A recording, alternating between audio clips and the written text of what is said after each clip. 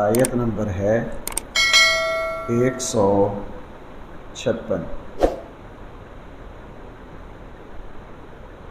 بسم اللہ الرحمن الرحیم۔ الحمد للہ رب العالمین والصلاة والسلام علی سید الانبیاء والمرسلین وعلی آلہ واصحابہ اجمعین۔ اما بعد فاعوذ باللہ من الشیطان الرجیم۔ بسم اللہ الرحمن الرحیم۔ واکتب لنا فی هذه الدنیا حسنة وفی الآخرة انا ہدنا الیک۔ قال عذابی اصیب به من اشاء ورحمتی وسعت كل شیء فسأكتبها للذین یتقون ویؤتون الزکاة والذین هم بآیاتنا یؤمنون۔ صدق اللہ مولانا العظیم۔ وَاكْتُبْ لَنَا، ہمارے لیے لکھ دیجئے، فی هذه الدنیا حسنہ، اس دنیا میں بھی بھلائی، وفی الآخرہ، اور آخرت میں بھی بھلائی، انا ہدنا الیک، بے شک ہمارا سہارا اے میرے اللہ آپ ہی ہیں۔ قال عذابی، اللہ تعالیٰ نے جواب دیا اس دعا کا، عذابی اصیب به من اشاء، میرا عذاب پہنچ کر رہے گا اس شخص کو جس کے بارے میں میں چاہوں گا، لیکن ورحمتی وسعت کل شیء، میری رحمت ہر چیز سے وسیع ہے، میری رحمت ہر چیز سے وسیع ہے، یعنی اللہ کی رحمت میں اتنی وسعت ہے، اگر ساری انسانیت اور جنات اور فرشتے اللہ کے فضل اور اللہ کی رحمت کے سائے میں آ جائیں تو اللہ جل جلالہ کی رحمت کا 1% حصہ بھی وہ ختم نہیں کر سکتے، 1% حصہ بھی وہ ختم نہیں کر سکتے۔ ہاں وہ الگ بات ہے اگر کوئی اللہ کی رحمت میں آنا نہ چاہے، اللہ کے فضل کے سائے میں کوئی رہنا نہ چاہے، وہ اس کا اپنا قصور ہے، وگرنہ اللہ تعالیٰ کی رحمت ہر چیز سے وسیع ہے۔ وہ جو حدیث مبارکہ میں ہے کہ اللہ تعالیٰ نے اپنی عرش پر یہ لکھ دیا ہے کہ میری جو رحمت ہے وہ میرے غضب پر غالب ہوگی، اس حدیث کا مطلب یہ ہے کہ یہ 7 آسمان و زمین، اس کا پورا نظام اللہ تعالیٰ کی رحمت کے سائے میں رہے گا۔ اسی لیے میں نے پچھلے درس میں یہ بات عرض کی تھی کہ اللہ کی رحمت کے 100 حصے ہیں، ایک حصہ اللہ نے صرف دنیا میں تقسیم کیا ہے، اس کی وجہ سے دیکھ لیجئے ماں باپ اپنی اولاد پر کتنے مہربان ہوتے ہیں۔ دنیا میں تمام رشتوں میں، انسانیت میں، حیوانات میں، جانوروں میں، ساری مخلوقات میں جتنا رحم اور ترس اور مہربانی پائی جاتی ہے، یہ اللہ تعالیٰ کی رحمت کے اس 100ویں حصے کی برکت ہے۔ 99 حصے آخرت میں ہیں، اور بھائی وہ صرف اور صرف کس کے لیے ہے؟ ایمان والوں کے لیے۔ میں نے پچھلے درس میں عرض کیا تھا، اسی سے وہ اشکال ختم ہو جاتا ہے کہ آخری جنت کو زمین و آسمان سے 10 گنا بڑی جنت ملے گی۔ بھائی اتنی بڑی جنت، ادھر حدیث میں یہ بھی آتا ہے کہ وہ شخص آخری جنتی جو جہنم میں ہوگا، جب اس کو نکالا جائے گا وہ جہنم میں جل جل کے کوئلہ ہو جائے گا، بد شکل ہو جائے گا۔ اس کو جنت میں داخلے کے بعد جنت کے پانی سے ایک نہر سے غسل کروایا جائے گا تو اس کی شناخت ہوگی یہ کون ہے، یعنی وہ اتنا بڑا گناہگار ہوگا آخری جنتی۔ اور اللہ تعالیٰ جب اس کو جنت دینے پر آئیں گے، زمین و آسمان سے 10 گنا بڑی جنت اس کو دے دیں۔ میں نے ایک صاحب سے سنا، مالدار آدمی تھے، اولاد شادی شدہ تھی، اور اہلیہ کا انتقال ہو گیا، 2-2.5 کنال میں رہائش تھی، وہ بیچ کر کسی چھوٹے مکان میں جانا چاہتے تھے کہ مجھے اکیلے کو ڈر لگتا ہے۔ مجھے 2.5 کنال کی رہائش میں اکیلے کو کیا لگتا ہے بھائی؟ ڈر لگتا ہے۔ لیکن اللہ تعالیٰ اتنی بڑی جنت دیں گے، اس میں اسی اعتبار سے وسعتیں دیں گے، اسی اعتبار سے حلقہ احباب دیں گے، متعلقین دیں گے، نوکر اور چاکر دیں گے، اور اللہ جل جلالہ وہ وسعتیں دیں گے براق کی طرح جنت میں، انسان کی جہاں نظر ہوگی وہی قدم پڑے گا۔ تو اتنی بڑی جنتیں اللہ کیوں دیں گے؟ اس لیے کہ اللہ کی رحمت کا جب 100ویں حصے کی یہاں اتنی برکتیں ہیں، تو 99 حصے جب ملیں گے، اور ملیں گے بھی صرف ایمان والوں کو، تو آپ اندازہ لگا لیجئے کہ اس کی برکتیں کتنی ہوں گی۔ اس نے فرمایا وَرَحْمَتِي وَسِعَتْ كُلَّ شَيْءٍ، میری رحمت ہر چیز سے وسیع ہے۔ ہاں، رحمت خاصہ جس کی تشریح میں نے پچھلے درس میں عرض کی تھی، ایک ہے رحمت عامہ اور ایک ہے رحمت خاصہ، ایک ہے عام رحمت، ایک ہے خاص رحمت۔ عام رحمت ہر کسی کو مل رہی ہے، وہ منکرین خدا کو بھی ملتی ہے۔ جو خاص رحمت ہے وہ نہیں، وہ اللہ صرف اپنے بندوں کو دیتے ہیں۔ فَسَأَكْتُبُهَا، میں نے اپنی یہ رحمت لکھ دی ہے، لِلَّذِينَ يَتَّقُونَ، ان لوگوں کے لیے جن میں 3 صفات پائی جائے۔ پہلی صفت یہ ہے یتقون، وہ پرہیزگار ہے۔ تقوی کا معنی یہ ہے کہ وہ اللہ تعالیٰ کی فرمانبرداری کرتے ہوں، اللہ تعالیٰ کی نافرمانی سے بچتے ہوں، قدم قدم پھونک کر رکھتے ہوں، اور ہر وقت فکر مند رہتے ہوں کہ کبھی ہمارا پاؤں غلط جگہ نہ پڑ جائے۔ جیسا کہ ابی بن کعب کی وہ مشہور مثال ہے، جب ان سے پوچھا گیا تھا تقویٰ کسے کہتے ہیں، انہوں نے کہا کہ ایک نفیس مخملی ریشمی لباس پہن کر اگر کوئی جنگل کی جھاڑیوں سے گزرے تو وہ بہت احتیاط کرتا ہے، بہت احتیاط کرتا ہے کہ کہیں میرا جو قیمتی لباس ہے یہ کسی جھاڑی میں نہ الجھ جائے۔ سادہ زبان میں یہ کہہ لیجیے، ہمارے یہاں بارشیں ہوتی ہیں، راستہ خراب ہوتا ہے تو آدمی بڑا سنبھل کے چلتا ہے کہ میرے کپڑے ناپاک نہ ہو جائیں، میرا پاؤں نہ پھسل جائے، کبھی میرے کپڑوں پر چھینٹے نہ پڑ جائیں۔ یہ موت تک کی احتیاط ہر موقع پر، جس طرح ہم بازار سے کوئی چیز خریدنے جاتے ہیں آنکھیں بند کر کے نہیں لیتے، اس کو چیک کرتے ہیں، اس کا ریٹ چیک کرتے ہیں، توڑ جوڑ کرتے ہیں، بالکل اسی طرح تقویٰ یہ ہے کہ ہر وقت دین کے اعتبار سے قدم سوچ سمجھ کر رکھنا، اپنی توحید کو شرک سے آلودہ نہ ہونے دینا، اپنے اخلاص کو ریاکاری سے آلودہ نہ ہونے دینا، جو عمل کرنا اللہ کے لیے کرنا۔ یہ کہنا تو بہت آسان ہے کہ ہم یہ جو عمل ہے یہ تشہیر کے لیے نہیں کر رہے، لیکن شیطان ایسا خبیث ہے، وہ اتنی باریکی سے حملہ کرتا ہے کہ جناب ویسے نبی کریم صلی اللہ علیہ وسلم نے نہیں فرمایا تھا کہ اخلاص صرف انہی لوگوں میں ہوگا جن پر اللہ کا خاص فضل ہوگا؟ شیطان بڑی جلدی ریاکاری لے آتا ہے، تو اپنے اخلاص کو ریاکاری سے گندہ نہ ہونے دینا، اپنی عبادات کو بدعات سے گندہ نہ ہونے دینا، اپنے معاملات کو، اپنی تمام زندگی کو تقویٰ پر استوار کرنا، پرہیزگاری پر استوار کرنا، یہ پہلی صفت یہ ہے۔ دوسری صفت وَيُؤْتُونَ الزَّكَاةَ، میری رحمت اب خاص ان لوگوں کو ملے گی، نمبر 2 جو زکوٰۃ ادا کریں گے۔ بھائی جو کیا ادا کریں گے؟ چونکہ حضرت موسیٰ علیہ السلام کے نام لینے والے نبی کریم صلی اللہ علیہ وسلم کے زمانے میں یہودی تھے، اور یہودی زکوٰۃ نہیں دیا کرتے تھے، ہمیشہ یہودی مال کا پجاری رہا ہے۔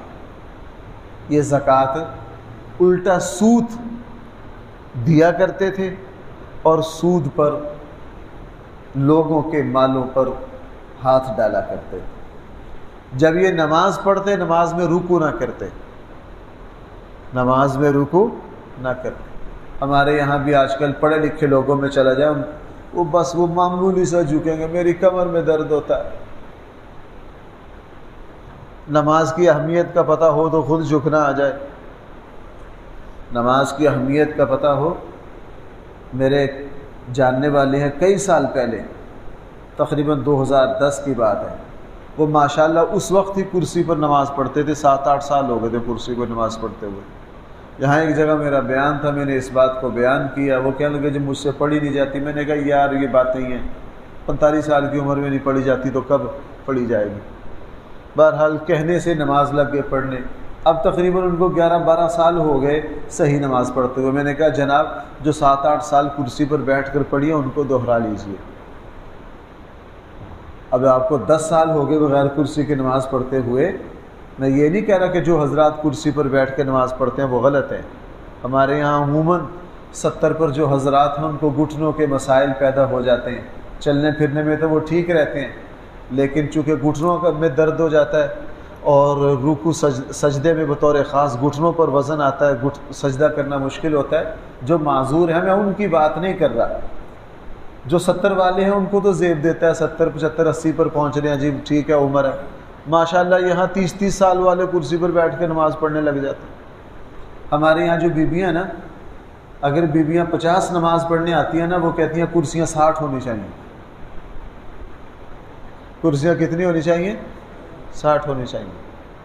اگر شرعی مسئلہ نہ مجھے خواتین کہتی ہیں مفتی صاحب یہ آپ نے اسٹیڈیم بنایا، یہ مسجد نہیں ہے. عید کی نماز وہاں رمضان میں پتہ کیا کرتی؟ اگر 50 خواتین ہیں نا تو کرسیاں چاہیے ان کو 60. پھر 4 وہاں کھڑی ہو جائیں گی اپنے ٹیم کو لے کر، 3 کرسیاں لے کے ادھر 2 ادھر 4 ادھر 2 ادھر 1 ادھر. ماشاءاللہ پارک میں بیٹھی ہیں نماز پڑھنے آئی. سمجھا کے تھک گیا. استقبال رمضان کا میرا یہاں بیان ہوتا ہے، اتنی مغزماری کرتا ہوں رمضان سے 5 دن پہلے. پھر پورا رمضان وہی پورا رمضان. ہاں جو پرانی خواتین ہیں مسلسل جہاں جمعہ پڑھتی ہیں، اب وہ بیچاری کوئی 1-2 صف پوری پابندی سے اہتمام سے، وہ بڑی عمر کی. اب ہوتا یہ ہے کہ ماشاءاللہ جو بڑی عمر کی ہیں وہ تو پہلی صف اہتمام سے بنا کے نماز پڑھ رہی ہیں، اور ماشاءاللہ یہ 30 سال والی کرسی پر بیٹھی. میں کئی مرتبہ بات عرض کر رہا ہوں، پہلے ہوتا تھا ماشاءاللہ جی اس مسجد میں 100 نمازیوں کی گنجائش ہے. جو صورتحال اس قوم کی ہو رہی ہے نا، اس کے جو مصنوعی گوڈے جو حال کر رہے ہیں، آگے جا کے صورتحال یہ پیش آ جانی ہے جی فلاں مسجد جو ہے وہ 200 کرسیوں پر مشتمل ہے. ہر بندہ، میں کچھ عرصہ پہلے اسلام آباد گیا، ایک مسجد میں نماز پڑھنے کا اتفاق ہوا. ہر صف میں 15 کرسیاں ادھر، 15 کرسیاں ادھر. جب نماز پڑھنے کی باری آئی کرسیوں پر زیادہ پیچھے کوئی بھی نہیں. اور عمریں دیکھو 35 سال 40 سال 45 سال، بہت زیادہ 50. بھائی ماشاءاللہ جو 75 80 پر پہنچ گیا ٹھیک ہے، وہ بوڑھاپا ہے، ان کا تو حق ہے. اس عمر میں عموماً جا کے گھٹنوں کے مسائل ہو جاتے ہیں. بہرحال تو بات یہاں سے چلی تھی وَيُؤْتُونَ الزَّكَاةَ، کہ یہودی زکوٰۃ نہیں دیتے تھے اور نماز میں رکوع نہیں کرتے تھے. اسی لیے جو قرآن نے یہودیوں کے ذکر میں سورہ بقرہ میں کہا نا وَارْكَعُوا مَعَ الرَّاكِعِينَ، رکوع کرنے والوں کے ساتھ رکوع کرو. اس کی ایک وجہ یہ بھی ہے کہ چونکہ آگے پیچھے وہاں یہودیوں کا ذکر ہے، یا بنی اسرائیل ہے، اور وہ نماز میں رکوع نہیں کرتے تھے. اور زکوٰۃ چونکہ یہودیوں کو تو آج تک دنیا کی مال و دولت سمیٹنے کی عادت ہے، اور زکوٰۃ ہے اپنے مال میں دوسروں کو شریک کرنا. چونکہ رسول اللہ صلی اللہ علیہ وسلم نے فرمایا زکوٰۃ تمہارے مال کی میل کچیل ہے، اگر زکوٰۃ دو گے اس سے نحوست نکل جائے گی، اگر زکوٰۃ نہیں دو گے تو جناب وہ سارا کچھ یہ ایسا ہی ہے جیسے جسم کا خون کبھی جسم سے نکلا ہی نہ ہو. آج کل کہتے ہیں جناب کوئی 1-2 سال کے بعد 1-2 بوتل خون کے نکلواؤ تاکہ تازہ خون آئے. تازہ خون اگر جسم میں خون ایک ہی حرکت میں رہے، مسلسل رہے، اور آج کل کی ہماری غذائیں ہیں بالکل یہی حال مال کا ہے. تو دوسری بات فرمائی وَيُؤْتُونَ الزَّكَاةَ، بھائی وہ کیا ادا کرتے ہیں؟ نمبر 3 وَالَّذِينَ هُمْ بِآيَاتِنَا يُؤْمِنُونَ، اور وہ ہماری آیات پر ایمان لاتے ہیں، ہمارے تمام احکامات کو مانتے ہیں.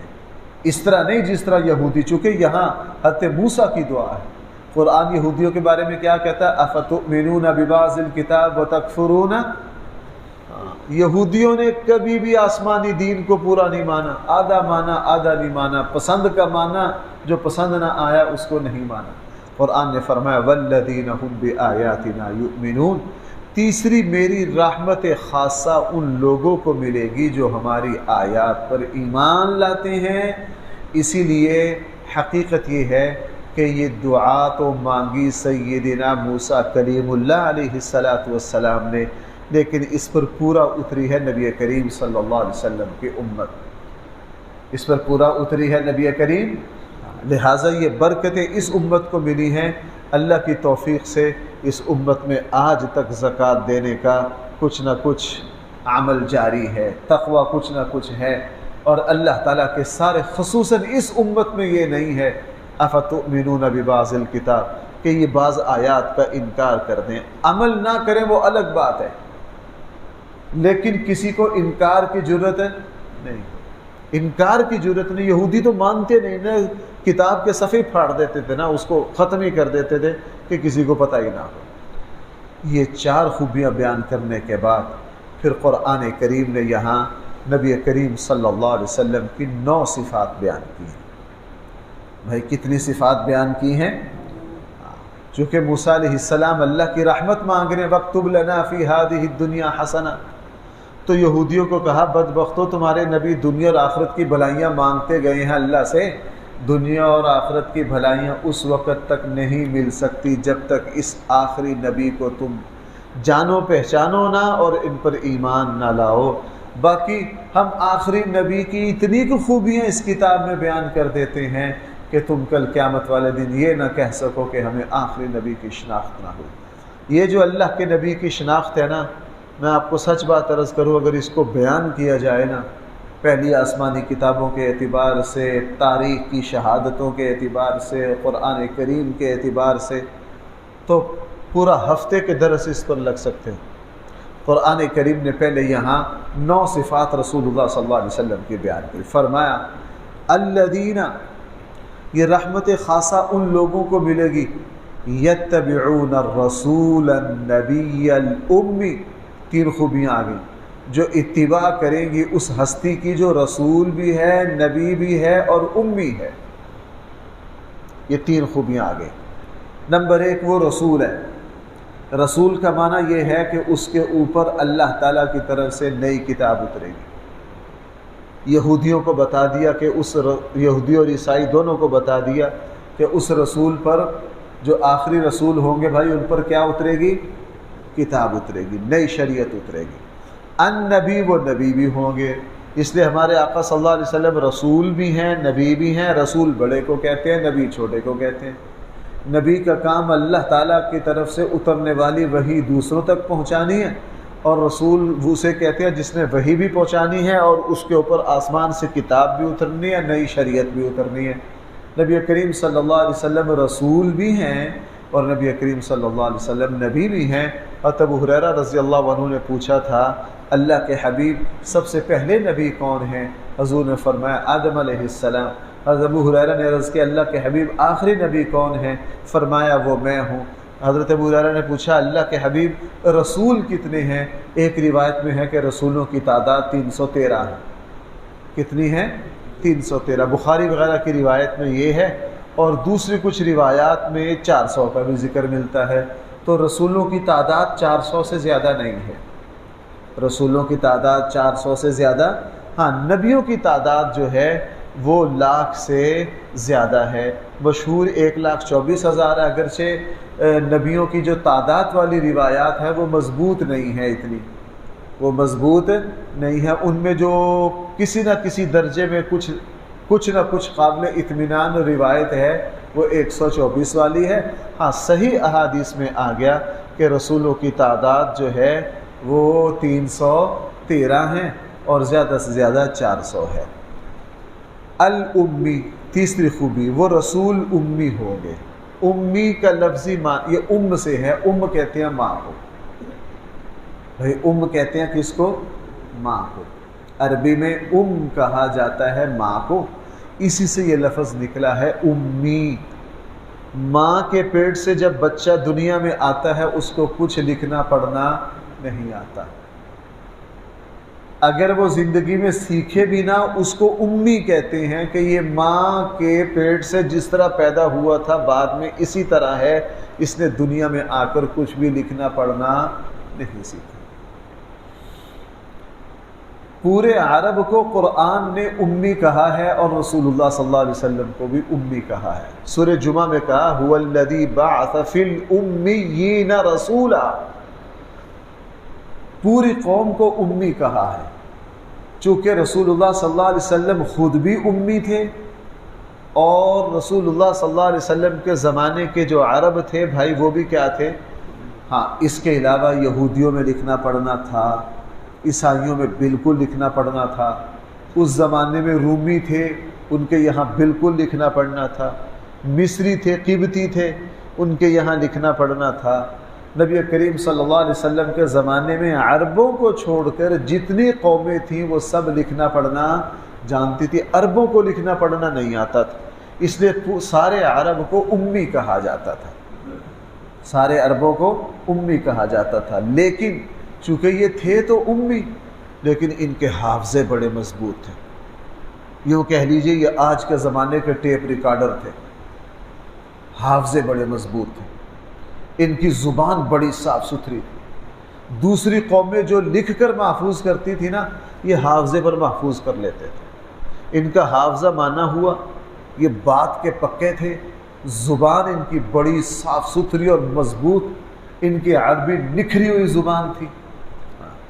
تو اس لیے فرمایا کہ ہم نے ان امیوں میں جو رسول بھیجے بھائی وہ بھی کیا تھے؟ امی تھے۔ آپ سارے حضرات جانتے ہیں رسول اللہ صلی اللہ علیہ وسلم کو لکھنا پڑھنا نہیں آتا تھا، آپ کو عربی کے علاوہ کوئی زبان نہیں آتی تھی۔ سلیمان فارسی چونکہ فارسی تھے اور ان کا کوئی خاندان اور کنبہ نہیں تھا، رسول اللہ صلی اللہ علیہ وسلم نے فرمایا تھا سلمان منا من اہل البیت، سلمان منا، سلمان میرے اہل بیت میں سے ہیں۔ تو رسول اللہ صلی اللہ علیہ وسلم نے سلمان فارسی سے فارسی کے ایک دو جملے سیکھ رکھے تھے،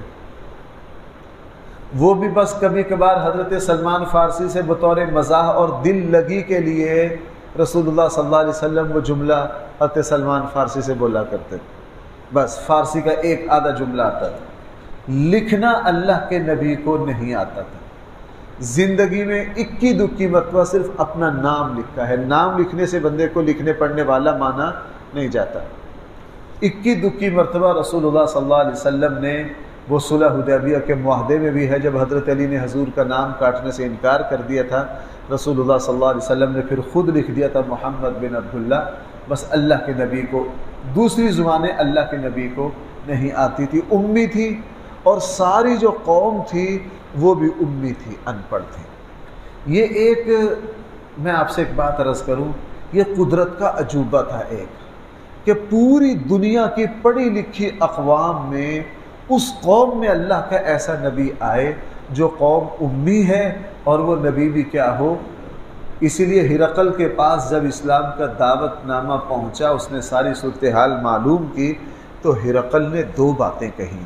اس نے کہا مجھے توقع نہیں تھی کہ یہ ان امیین میں آخری نبی آئیں گے، چونکہ وہ امیدیں لگائے بیٹھے تھے کہ ہم میں آئیں گے، ہم میں آئیں گے۔ لیکن اللہ نے پھر ایسا کیوں کیا؟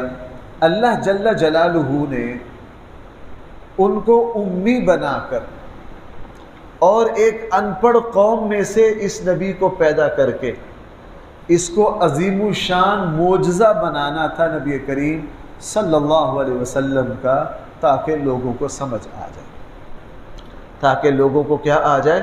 سمجھ آ جائے۔ فن کے لوگ سمجھ جاتے ہیں کہ یہ شخص جو ہے اس کا یہ فن محنت سے حاصل کیا ہوا نہیں ہے، یہ اس پر اللہ تعالیٰ کی بھائی کیا ہے خاص۔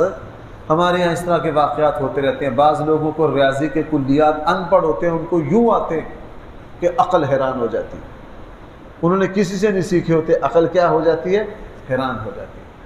میں نے اپنی زندگی میں ایک شخص کو دیکھا، چٹے ان پڑھ تھے، لیکن عربی یوں بولتے تھے، نہ کبھی عرب میں رہے نہ کبھی گئے، یہیں کے چٹے ان پڑھ گاؤں کے تھے۔ اللہ کا کوئی خاص ان پر انعام ہوا، عربی یوں بولتے تھے، یوں سمجھتے تھے، اور نہ لکھ سکتے تھے، نہ ان کو عام اردو لکھنی آتی تھی. سب سمجھ گئے، چونکہ وہ اللہ کے نیک بندے تھے، سب سمجھ گئے یار اللہ کی خاص عطا ہے اس پر، اللہ کی خاص عطا ہے اس پر.